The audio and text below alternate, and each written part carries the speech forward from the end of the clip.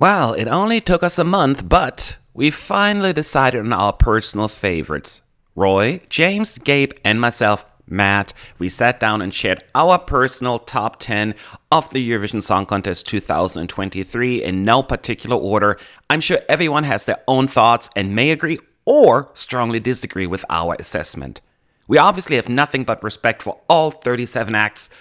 So, with that being said, please like this video, subscribe, and enjoy. All right, let's go through this. Can't wait what you all have to say.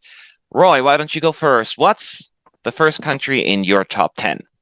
The first country that I want to talk about that is in my top 10 is Austria. Now, I just love a bit of fun, and this is everything I'm looking for a fun song. And initially, when I heard a bit of the snippet, I wasn't very excited about it, and I was like, how can a song about Edgar Allan Poe be good? And then I listened to it, and then I got addicted to it, and I listened to it more and more and more, and it got into my top 10, and I just can't get enough of it. It's so fun, and I'm curious how they will do it live. I'm not sure if they can fully capture it, but we'll see for that one. But I love it as is to stream. So Austria is in Roy's top 10. James, who's in your top 10? Give me your first country. Right. I guess we're kicking off with the fun ones here, because my first entry is Finland.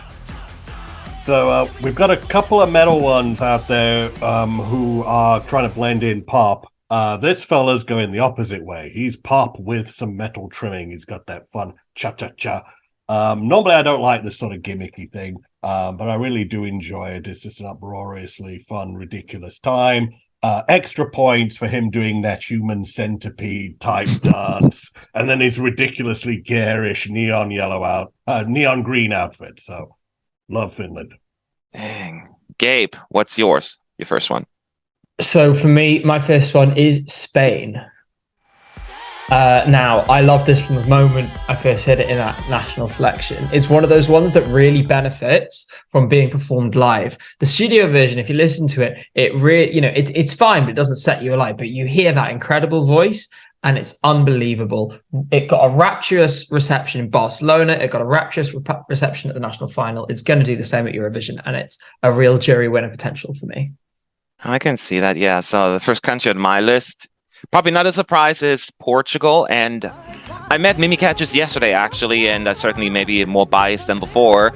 But everything about the song is just lovely. Lovely person, talented, well-rounded artist, first of all. But I curious how desperately is needed this year. It's more of a theatrical piece more than other songs, but absolutely just a ball of joy.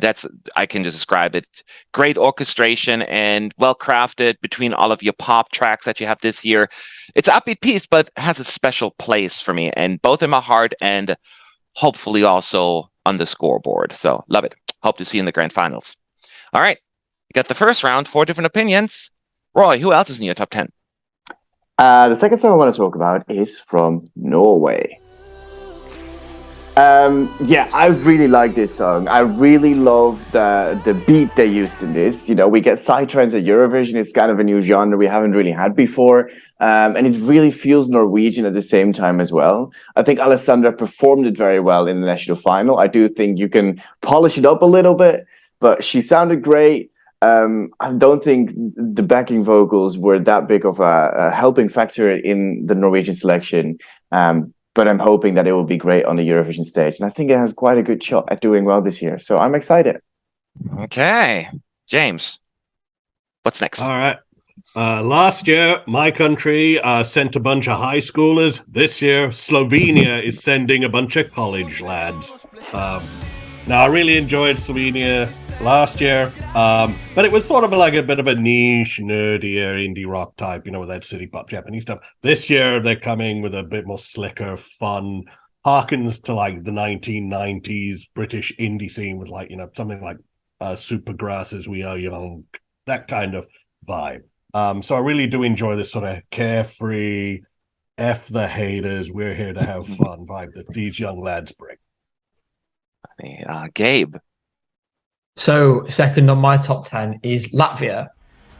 Now, I think if we'd been making this video even 4 days ago, I probably would not have had this song. It would not have been on my radar, but I've really got into it. I love I love a funny time signature, and the verses of this song are in 5/4, which is interesting.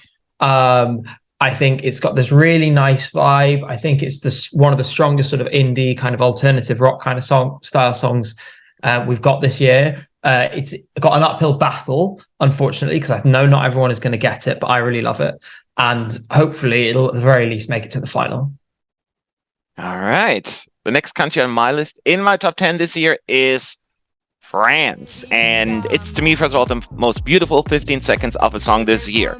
It's just the beautiful strings come in. It mesmerizes you, so well executed.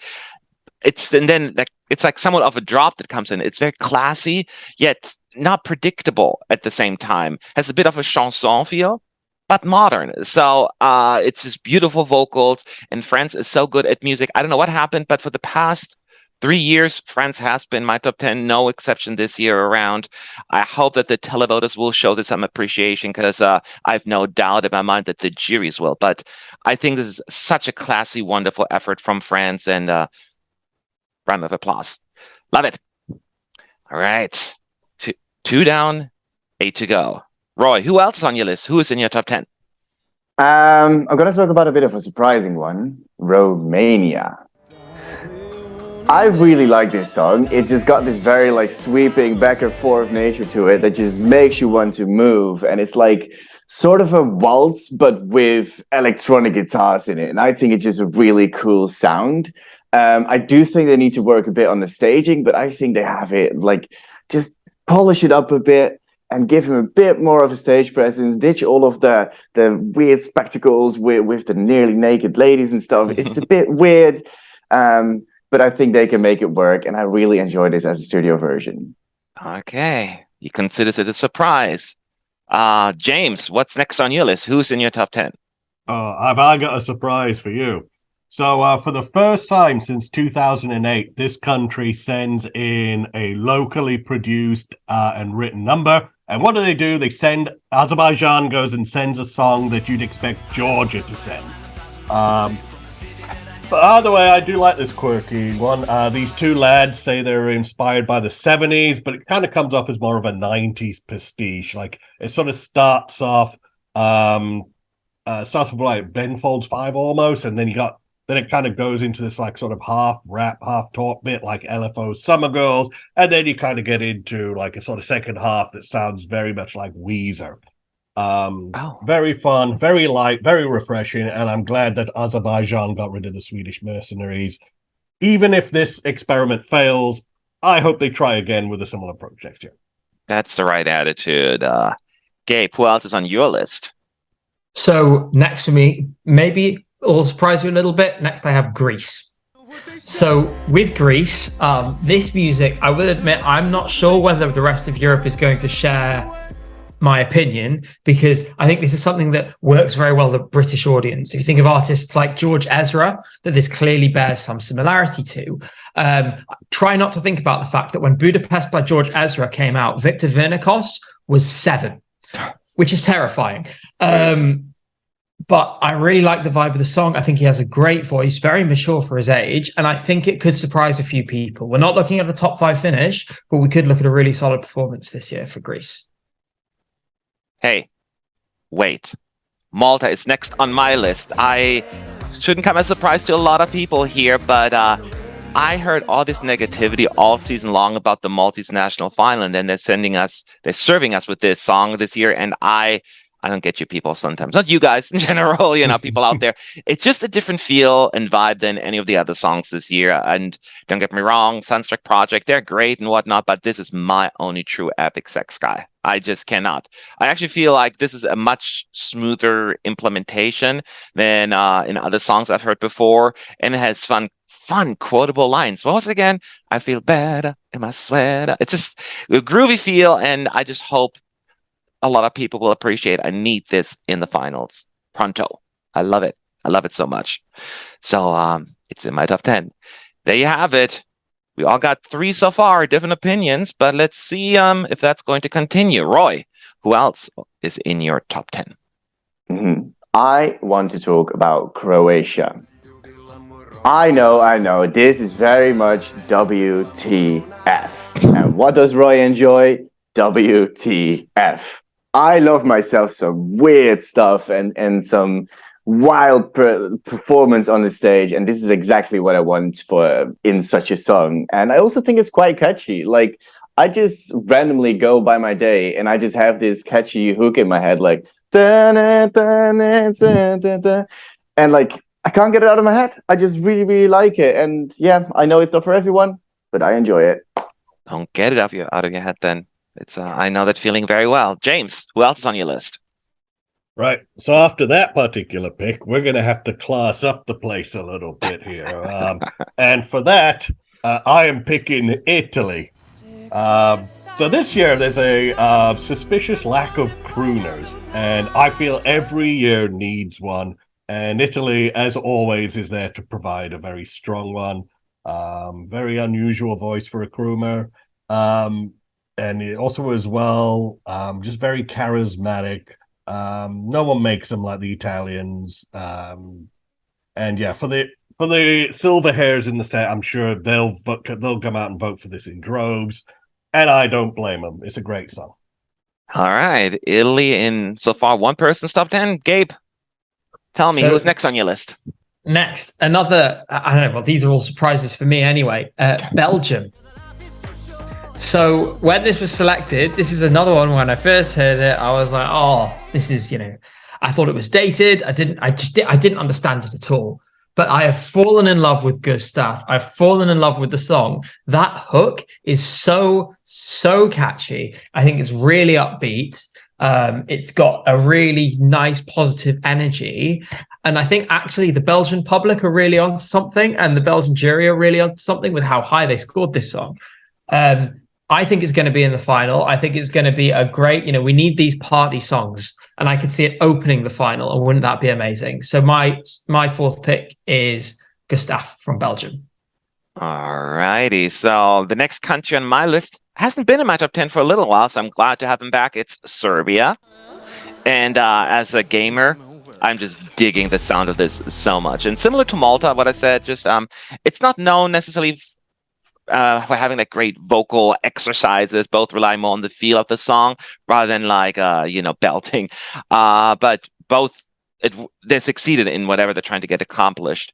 It's like dark, semi-goth vibes. It has an electric game video feel. This could have been a big mess, by the way. It could have been completely a disaster, but in my view, was executed very well. And hoping for a more impressive visual execution in Liverpool, but the song is just unique. It's a bit of a risk, and I'm glad Serbia is willing to take a risk. So I'm happy. I'm very, very happy with Serbia's choice. All right. We got a few more to go. Roy, who else is on your list? Another country that is on my list is Finland. And obviously it's going to be on my list. I mean, it is like a pop WTF moment fused with some metal, and I really, really enjoy this one. And he just goes bonkers on the stage, and he has a lot of charisma, and you kind of want to love him. And he's telling a story, and I'm not sure if that story necessarily comes across with the current staging that it has. So I hope they can work a little bit on that. But I really, really enjoy listening to this song, and ever since it came out, I've just been playing it, and it's been on repeat, and I just love it so much. All right, somebody else has Finland in their top 10, James and Roy. James, go ahead. Who else is in your top 10? All right, for the first time in a decade, I can't believe this is on my list just because of the country. For the first time since Lena, I have Germany on my top 10. And I do love some goth industrial rock here. And I don't know if this song hit harder because the Masters of Light and Darkness themselves, Depeche Mode, just released a really great album. So, looking at their themes of, the blood and glitter, that runs through the new Depeche Mode a lot as well. This idea that, you're like possessed by the sangre, but you also love the fun and the pop. That's pretty much Metalhead at Eurovision, so I'll take that as an anthem. All right. Well, good for Germany then. Gabe, who's next on your list? Next on my list, we have a slightly different song, which is the Netherlands. So I think with duets, you can really be hit or miss. You know, you can have duets that just do not work at all. But this one, whoever put these two together, give them a medal because it works perfectly. Their voices complement each other so well. The song has so much warmth and emotion in it, and it's beautifully performed and really beautifully orchestrated. I think we could be looking, and I hope they produce the staging for it, at a common Linnet style, really strong result, you know, on the basis of a real intimacy being created between the act and the audience. Fingers crossed that happens because I'd love to see it. So that's my pick. All right, the Netherlands. Who's on my list? I forgot. Oh, yes. Well, she did it again.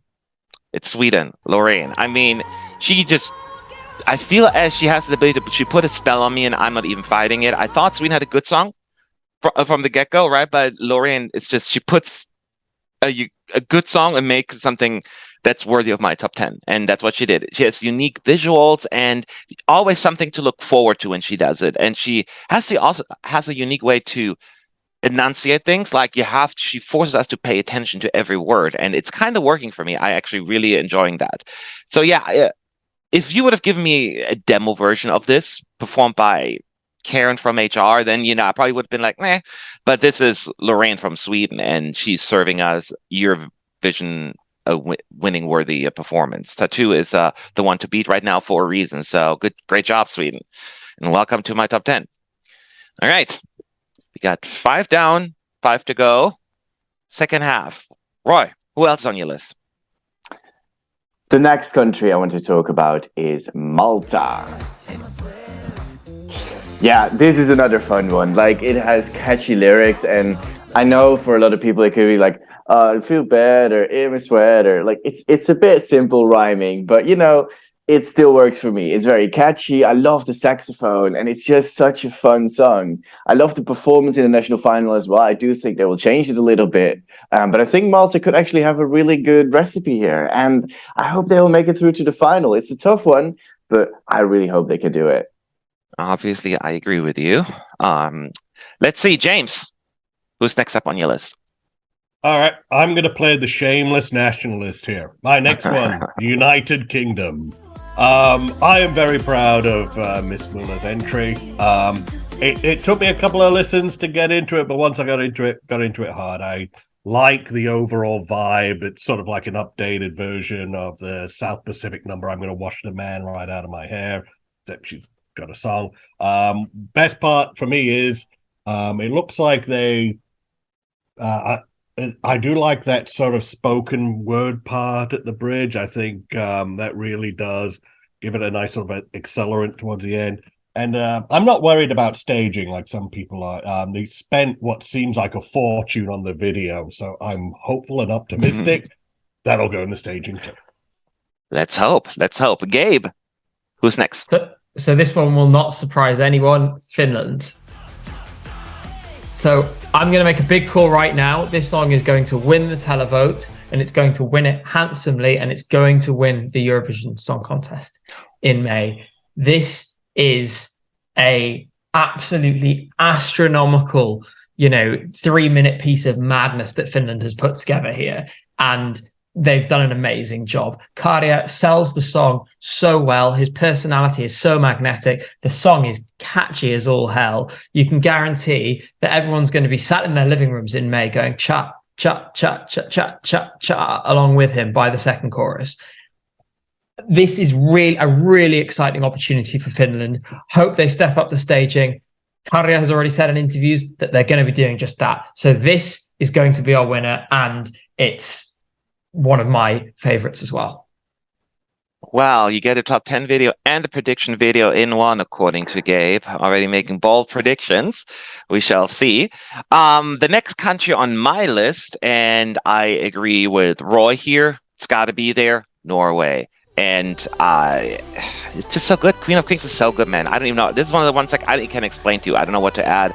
It's just this great pop, dark sound that just, it gets right to you. the melody, it's just so strong, goes right into your ear. The beat is just sick. It's one of the most played songs on my playlist already. And it's like when I don't know what I want to listen to right now, I just go to Norway. That's always a safe bet. It never disappoints. I think it just has also a mass appeal factor as well. It's going to do really, really well in Liverpool. It's a bit of a female empowerment song without making it like just a sole focus on it, and just fantastic mainstream song without being too generic. And I think it's just very well written, very well done. So yeah, it has to be in my top 10. All right, next up. Roy, who else in your top 10? Australia.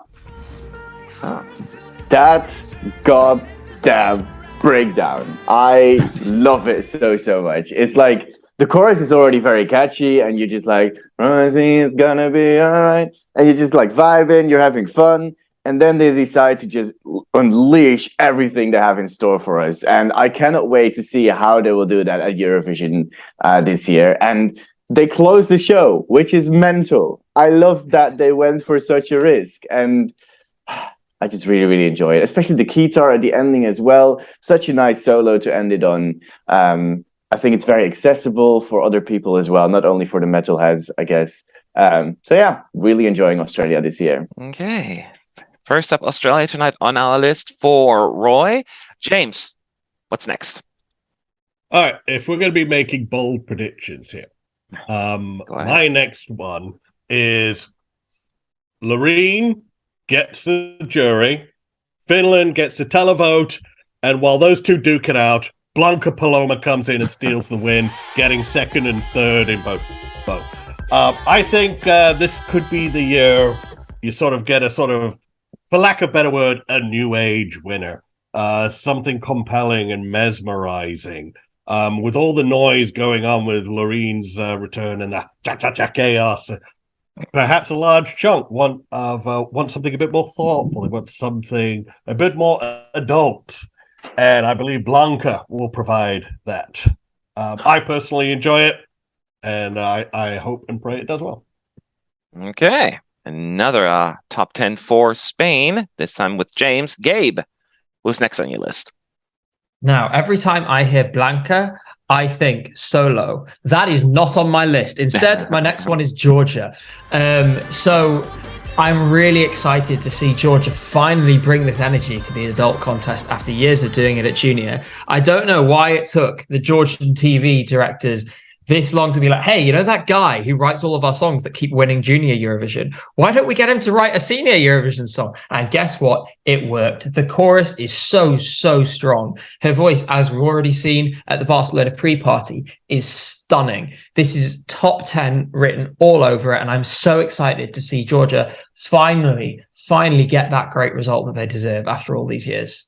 And what a sweet girl as well. I met her yesterday as well. And she's just so wonderful. So you can't help but root for her. I totally get it.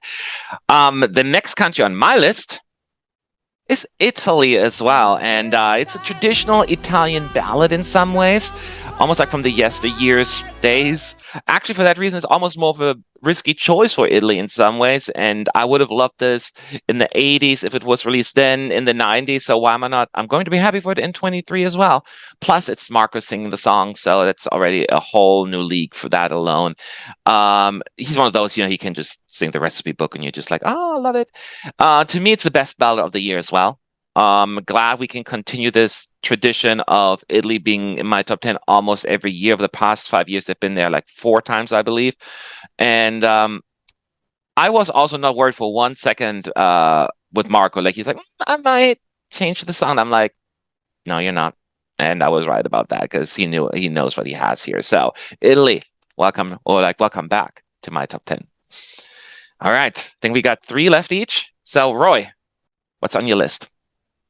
The next country on my list is Serbia.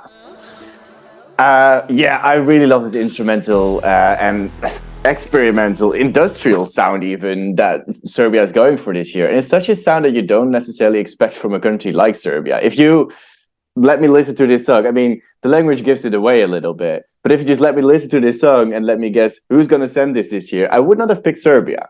But it's really cool that they take this risk, and I just really, really love it. It's such A nice dark song. I like the whispery vocals. I know not everyone agrees on that, but I really like it.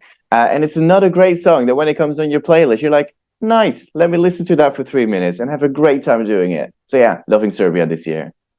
Wonderful. James, what you got for us? All right, my next one, going back to the purveyors of the traditional, Portugal. I really do enjoy this cabaret act that Mimi Cat's got going on.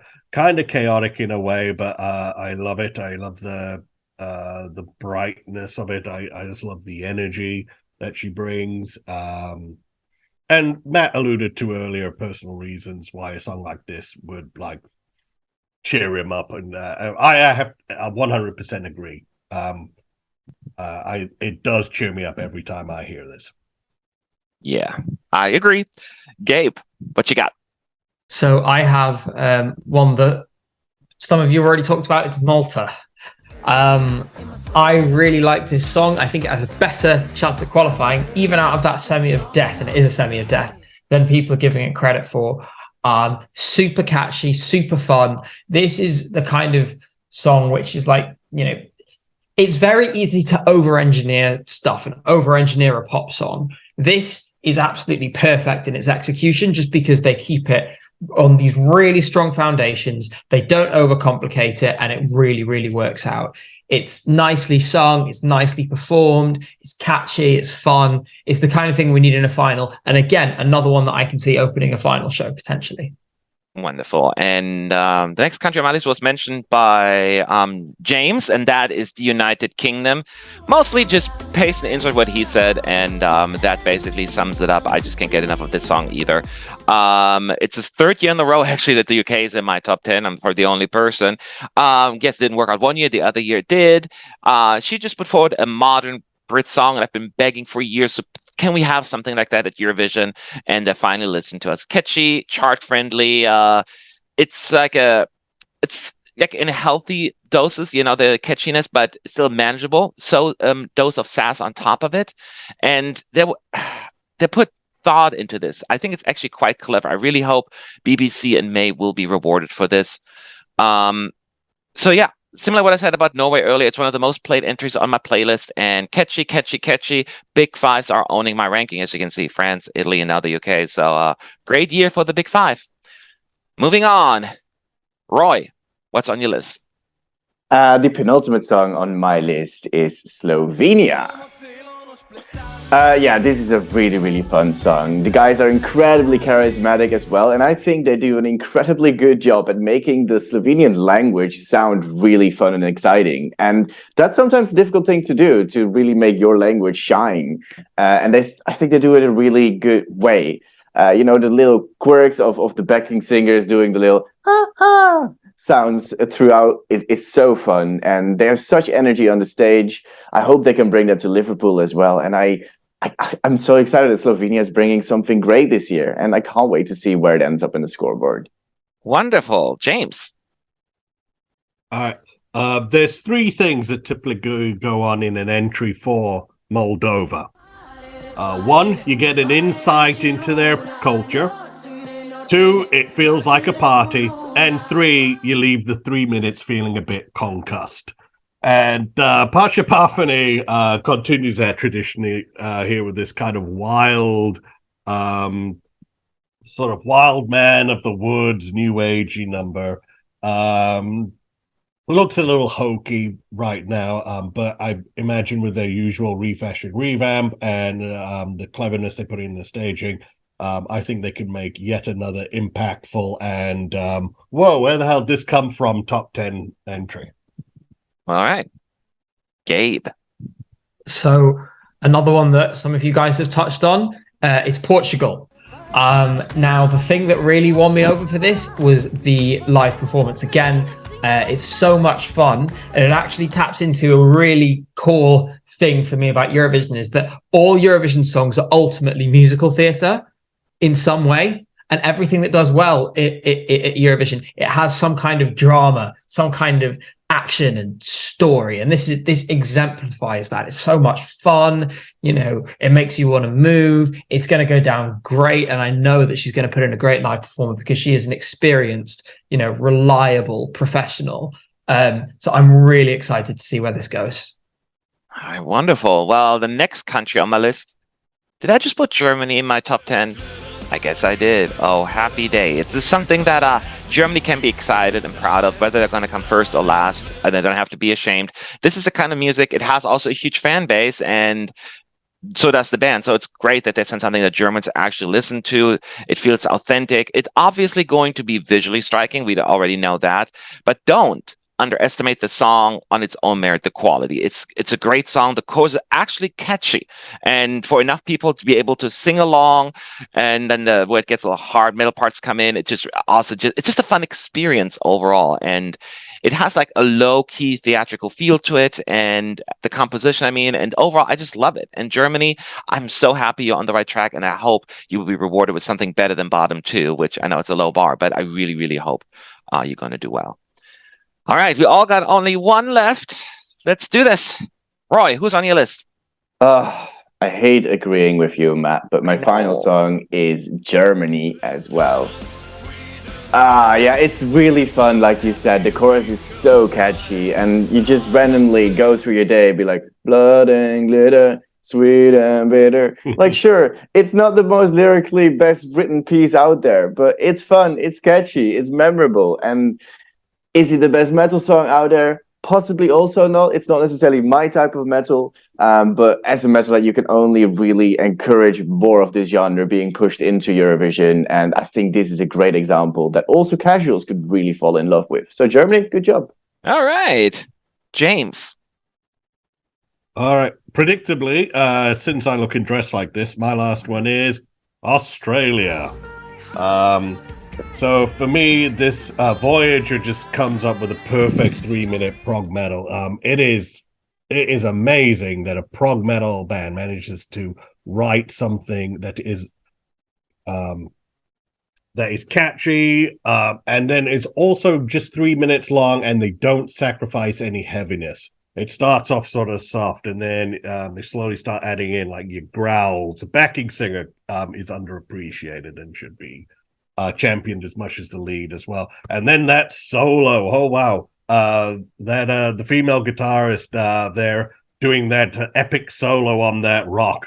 I hope they can somehow figure out a way to make it as magical as that on the live staging. But for me personally, it's one of the best Eurovision entries of the past decade, let alone this year. I really love this one.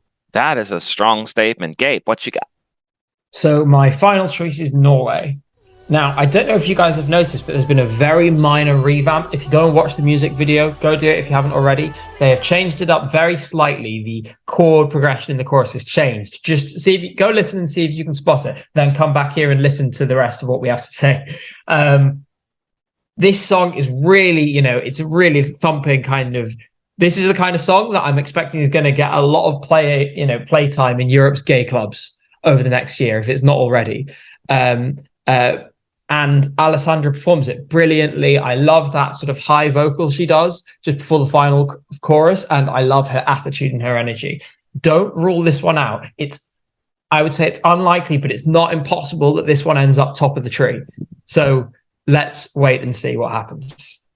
All right, and then the 10th and final one on my list, it's a sweep for Finland. Of course, I have it in there. Finland did it right this year. Everything you all said already, I agree with. We have a lot of songs where the artist trying to link multiple genres in one song, and it's just not an easy thing to do.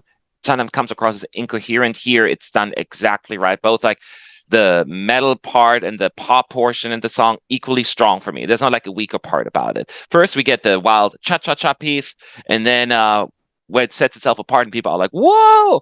And then Käärijä is like, let's all sing together now. And then you get into a pop part, and it's just a catchy tune comes in, and I'm like, wow, it's just a journey that I just absolutely enjoy. And it's amazing. I just can't believe what Finland has put forward this year. And it would be a travesty if this ends up underperforming this year. It deserves everything, all the credit it gets from all across the continent. So I love it. I love this to bits. So Finland, nicely done. There you go. 4 people, 4 different top 10s with some overlap, of course. Let us know which members' taste you jive with the most and which songs you enjoy the most by leaving a comment below. And I will see you in the next video.